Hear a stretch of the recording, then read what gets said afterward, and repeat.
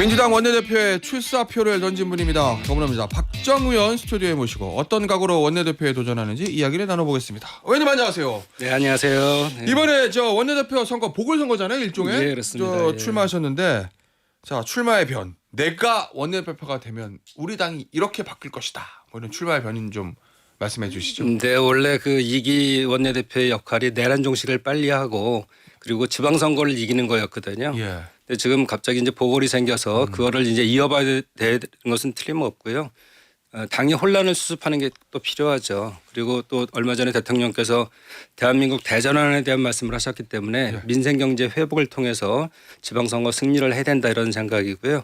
그래서 이제 나오게 된 이유는 제가 좀 강점이 있는 부분이 좀 있어요. 예. 네, 그 강점 있는 부분이 사실은 우리 파주가 민주당의 험지였습니다. 근데 지금 국민의힘의 험지가 됐어요. 그러네요. 그냥 네. 이루어진 건 아니고 2004년도에 처음 선거 나와서 떨어지기부터 시작해갖고 12년 걸렸습니다. 그런데 그 이후로는 내리 삼선했거든요. 예. 그리고 또 경기도당 위원장 할 때 대선은 비록 저희가 졌지만 경기도에서는 5.3%를 이겼고요. 그리고 또 지선에서 바로 호남하고 제주도를 빼고 경기도 지사를 만들어냈습니다. 승리의 경험이 있고요. 예. 또 파주시장도 유일하게 경기도에서 북쪽에서 동북부에서 유일하게 이제 파주시장을 만들어냈죠. 이런 그 선거에는 아주 예. 탁월하다. 그래서 이번에 지방선거 이겨야 되는데 그런 부분에 잘할 수 있다고 생각되고요. 두 번째는 이제 대통령과의 밀착 관계. 예. 이 부분은 제가 이번 대선에서 유세본부장을 맡아서 전국을 후보와 5,015km를 다녔더라고요. 예. 현장에서의 이런 굉장히 유세는 중요하잖아요. 현장에 대한 정리 분위기 뭐 이런 중요하죠. 것들 해야 되는데 이런 걸 밀착해서 했다는 말씀을 좀 드리고요. 예. 세 번째는 제가 그 소리 없이 강합니다. 네, 간사를 3번 했고 그다음에 환경노동위원장 그리고 예결위원장을 했는데 예. 그때 상임위를 파행으로 한 적이 한 번도 없어요. 그러네요. 제가 예. 들어본 기억은 없어요. 너무 조용해서 문제였는데요. 상대방이 어떻게 졌는지도 모르게 저희가 이긴 거거든요. 특히 예결위원장 할 때는 예. 11년 만에 최초로 예결위에서 의결을 했어요. 그런데도 국민의힘이 뭐 다른 얘기 안 하잖아요. 심지어 윤석열 씨가 예. 탄핵 남발, 입법농단, 예산농단인데 예. 탄핵 남발 했다는 주장에는 그 최민희 과기부 과방위원장 그리고 지금 당대표이신 정청래 법사위원장인데 예. 제가 예산농단 했다면 한 거죠. 예결위원장이니까 굉장히 화를 냈다 그래요. 윤석열 씨가. 그런데 소리 없이 누가 예결위원장인지도 모르게 지금 그걸 처리했잖아요. 예. 그리고 조금 더 붙이면 대통령도 이번에 그 상하이에서 들어오시지만 한중 관계가 중요해졌어요. 예. 또 경제에 있어서 중국을 빼놓을 수가 없죠. 제가 중국 통으로서 예. 이번에도 한중 관계에 대한 더 발전과 경제 문제에도 잘 풀 자신이 있다 이런 말씀을 좀 드립니다. 이 잘 싸우는 원내대표 되겠다 이렇게 선언하셨던데 이게 야당 원내대표면은 나 여당과 잘 싸울 거야. 요게 이제 딱 들어오는데 머릿속에 여당 원내대표가 잘 싸우는 원내대표 되겠다고 하니까 이게 어떤 의미인지요? 좀 전에 말씀드린 것처럼 상대방이 진지도 모르게 이기는 거 이게 그런 중요합니다. 거요? 예. 대통령께서도 싸우지 예. 않고도 이길 수 있는 거 이게 제일 중요하다고 했는데 예. 사실은 잘 싸운다 그래서 주먹질 잘한다고 소리 샤우팅을 크게 한다고 잘 싸우는 게 아니잖아요. 예. 그러니까 충분히 상대방의 얘기를 들어주고 소통하면서 여러 번의 시도를 통해서 그것들을 잘 만들어내는 거 이게 잘 싸우는 여당 대표라고 생각합니다. 그런데요, 의원님 이번에 당선되셔도 임기 4개월이잖아요. 괜찮으세요? 더 하고 싶지 않으세요? 엄격히 보면 4개월인지 5개월인지 예. 달수로 따지는 거니까. 근데 제가 중간 개투 요원을 한다고 그랬습니다. 예, 중간 개투 요원. 예. 그 아까 말씀드린 것처럼 내란 종식의 혼란 수습에 민생경제 회복해서 그다음에 지방선거를 이겨야 되는데 예. 이게 짧다면 짧지만 상당히 중요한 기간이고 지방선거는 이재명 정부의 성공에 대한 굉장히 중요한 가늠자입니다. 예. 그래서 이런 것들을 맡아서 해낼 수 있다면 이거 충분하다고 보고요. 중간개투 요원은 전력을 다해서 하나하나 던집니다. 다음 공은 생각 안 하고 잘 그거를 끝내고 다음 우리 마무리 투수한테 넘기면 되기 때문에 예. 그리고 이것을 뭐 강속구 투수들이 릴리프하지 않아요. 보통은 예. 우리 저 당원들 그러니까 뒤에 외야수들 내야수 외야수를 믿고 예. 그리고 맞춰잡기도 하죠. 예. 상대방이 헛스윙도 하게 하고 파울도 맞아요. 내게 하면서 그렇게 예. 승리를 이끌고 예. 미련 없이 다음 3기 원내대표한테 넘기면 된다고 저는 생각합니다. 짧지 않은 시간입니다. 알겠습니다. 자, 그런데 원내대표가 당선이 되시면 당내 서열 넘버 2잖아요. 그렇죠? 그러면 되시자마자 지금 당내 정리에 대한 문제들이 있어요, 의원님. 특히 요 김병기 의원 의혹. 이거 지금 연일 지금 언론에 지금 지면에 장식하고 있는데 메인 뉴스도 마찬가지지만 이거 어떻게 풀어가야 된다고 보세요? 왜냐하면 당내에서는 먼저 사진 탈당해야 되는 거 아니야 이런 얘기도 나오긴 하거든요 지금.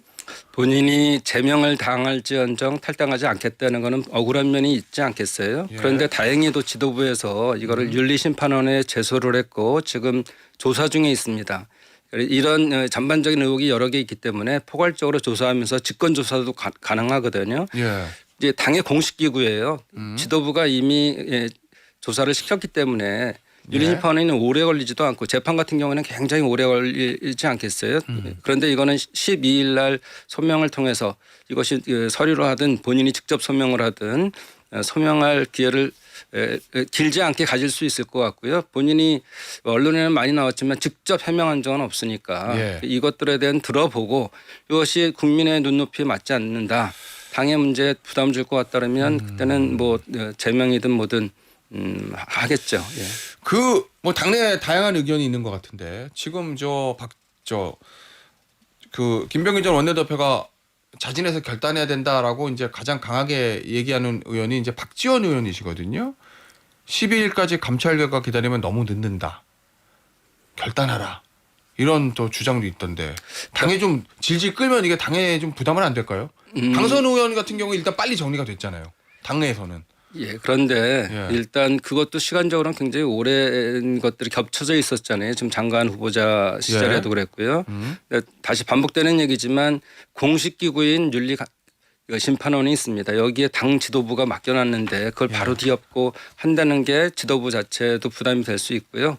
이제 멀지 않은 시기에 예. 마침 원내대표 선거가 11일 날 있고 최고위원 선거까지 포함해서 그리고 12일 날 이것이 해결되기 때문에 예.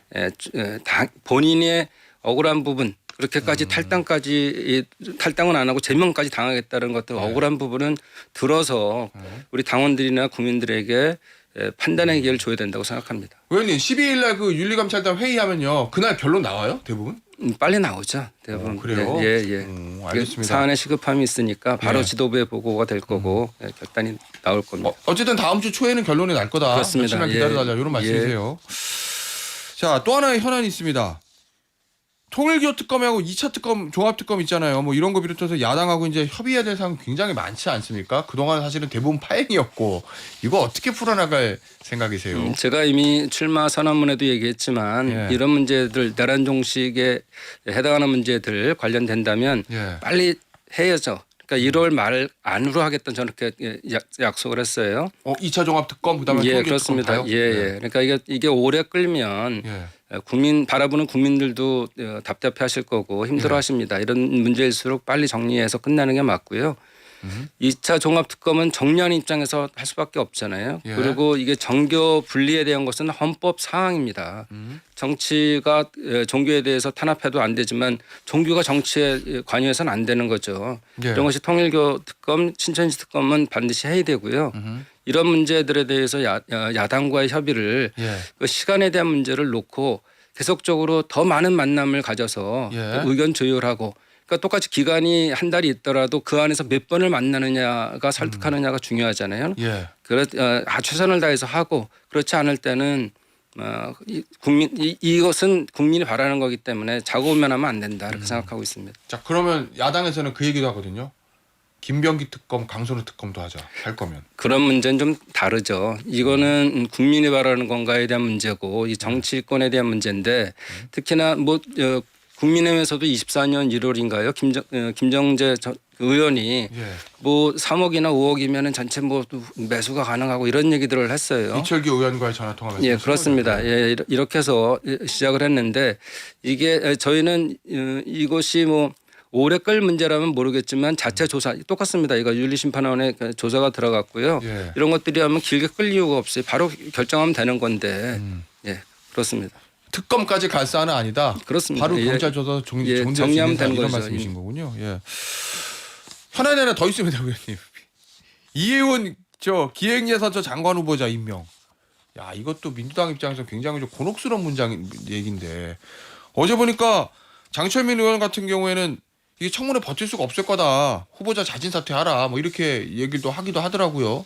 의원님 어떤 입장이세요, 이건? 이거는? 이 임명권은 인사권 자격이 있죠. 예. 임명은. 그런데 지금 여러 가지 의혹이 있고 그렇습니다. 그런데 대통령의 원래 이 사람을 지명한 이유는 통합에 대한 문제, 그다음에 실용에 대한 문제로 접근을 했어요. 그래서 예. 여러 가지 조사를 많이 했는데 이런 뭐 갑질 문제 이런 것들은 사실은 그 조사에서 본인이 적는 거에 있기 때문에 드러나지 않는 문제죠. 예. 저희도 참 곤욕스럽습니다. 그런데 인사청문회에 대한 기본 취지가 예. 이런 것들을 조사를 통해서 임무를 수행할 수 있는 자질이 있는가, 예.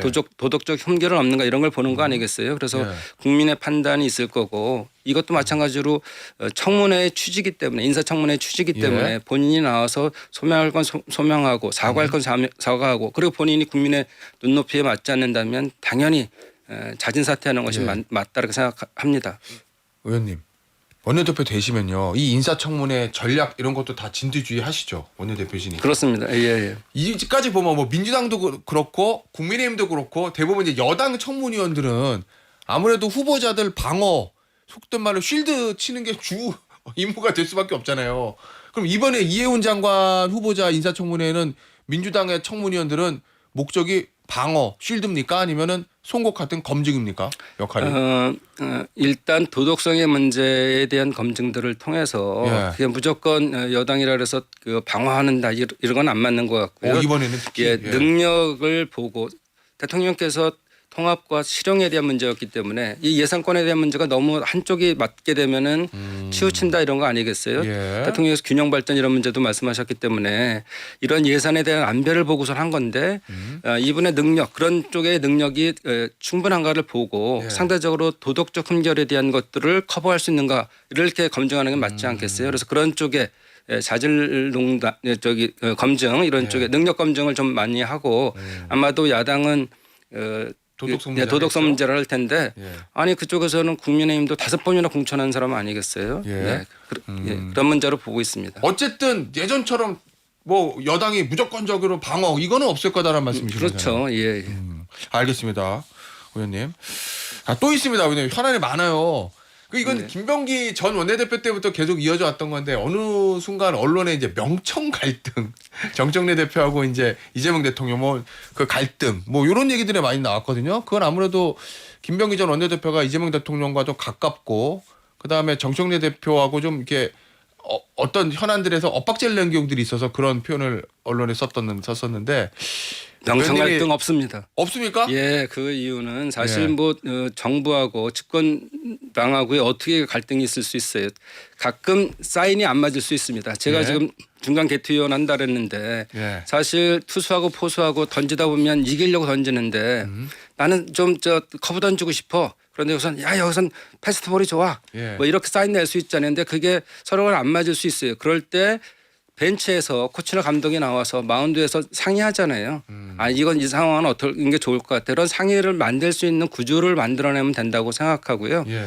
사실 중간 개투위원은 그런 이미 벤치에서 다 사인을 주고받고 나오는 거잖아요. 그래서 그런 것들을 조율하는 게 필요한데 예. 이것은 갈등이 아니고 조정이다 이런 말씀을 드릴 수 있고요. 예. 어떻게 명청 갈등은 아니죠 이게. 네. 아니 지난 저 김병기 전 원내대표 때는 이제 정청래 대표가 조금 강하게 나가면 김병기 전 원내대표하고 대통령 청와대에서 조금 제어하는 이런 모습들이 좀 반복이 됐었거든요. 그러면 의원님이 원내대표 되시면 이제 그런 일 없습니까? 물밑에서 조율이 다 끝나서? 예, 그래서 이거는 소통의 문제입니다. 경청과 예. 소통인데 지금 당정청이 예. 그 주말에 회의를 하거든요. 고위당정을 하는데 이 고위당정을 상설화시킬 필요가 있고요. 예. 그날만 하는 게 아니라 수시로 하고 특히나 지금은 경제에 대한 도약, 민생회복 이런 것들이 중요해서 그걸 통해서 지방선거를 이겨야 되니까 그런 부분에 대한 당정에 대한 것은 경제협력체는 계속 상시적으로 만들 생각이고요. 예. 그리고 인력적으로 봤을 때 이게 이제 구조적 문제와 인적 문제가 있는데 예. 그 원내대표 바로 직속으로 전문 인력을 둬서 상시로 수시로 이제 청와대와 예. 조율하는 그런 구조를 만들어내야겠습니다. 알겠습니다. 자, 마지막으로 중요한 선거를 앞두고 계신데 한 말씀 해주시죠. 마지막 인사입니다. 청취자분들께. 네, 소리 없이 강한 박정희입니다. 잘 싸울 수 있습니다. 그동안의 경험이 지방선거나 대선을 많이 치렀고 그런 경험으로 인해서 지방선거를 꼭 이기겠다는 말씀드리고요. 아울러 대통령께서 지금 굉장히 경제 발전과 민생회복에 노력을 하시는데 IT 벤처 사업가 출신입니다. 그런 사업했던 그런 감각을 해서 수합 분석을 잘해서 꼭 중간계트 요원으로서 정부의 성공과 이재명 대통령의 성공, 국민의 행복을 만들어내겠다는 말씀드리겠습니다. 알겠습니다. 여기서 마무리하죠. 더불어민주당 박정 의원이었습니다. 의원님 감사합니다. 감사합니다.